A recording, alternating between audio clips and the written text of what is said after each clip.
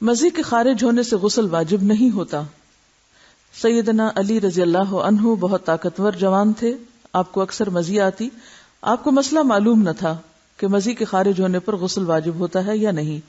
چونکہ رسول اللہ صلی اللہ علیہ وسلم کے داماد تھے، اس لیے بالمشافہ دریافت کرتے حجاب آیا، یعنی آپ کو شرم محسوس ہوئی. تو اپنے دوست مقداد سے کہا کہ وہ مسئلہ دریافت کریں. حضرت مقداد نے نبی صلی اللہ علیہ وسلم سے پوچھا.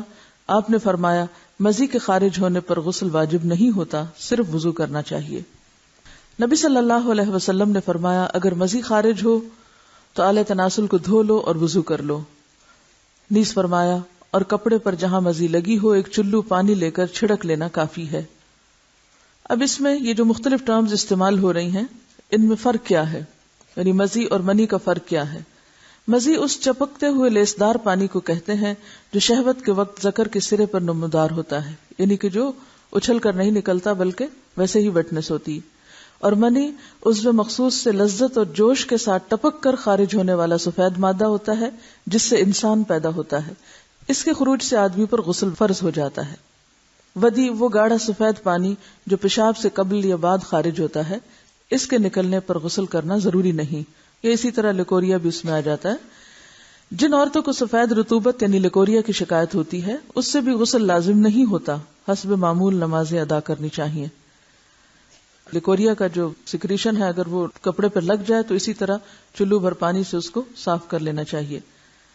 حائضہ کو چھونا اور اس کے ساتھ کھانا جائز ہے. حضرت انس رضی اللہ عنہ روایت کرتے ہیں کہ جب عورت حیض سے ہوتی تو یہودی اس کے ساتھ کھاتے پیتے نہیں تھے، تو رسول اللہ صلی اللہ علیہ وسلم نے فرمایا حائضہ سے ہر کام کرو سوائے جماع کے، یعنی حائضہ سے کھانا پینا، اٹھنا بیٹھنا، ملنا جلنا، اسے چھونا، بوس و کنار وغیرہ سب جائز ہے سوائے مجامت کے. حضرت عائشہ روایت کرتی ہیں کہ رسول اللہ صلی اللہ علیہ وسلم مجھے حالت حیض میں ازار باندھنے کا حکم دیتے سو میں ازار باندھتی. آپ مجھے گلے لگاتے اور میں حیض والی ہوتی. حضرت عائشہ سے روایت ہے کہ نبی صلی اللہ علیہ وسلم نے مسجد میں اپنی اعتکاف گاہ سے مجھے بوریا پکڑانے کا حکم دیا. رگ، بوریا کیا ہوتا ہے؟ رگ یعنی کپڑے کا پیس، یہ جے نماز جیسے ہوتی. میں نے کہا میں حائضہ ہوں.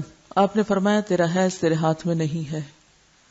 اور اس حدیث سے لا علمی کی بنا پر آج تک لوگ تسبیح کو ہاتھ نہیں لگانا، جے نماز کو ہاتھ نہیں لگانا، جے نماز پہ بیٹھنا نہیں، اور اگر حالت حیض میں کوئی کپڑے پہنے تو دوبارہ نہیں پہن کے نماز ان میں پڑھنی، یا یہ کہ بستر کی چادریں وغیرہ دھونا ہے، یا اور بہت سے تردد کیے جاتے ہیں.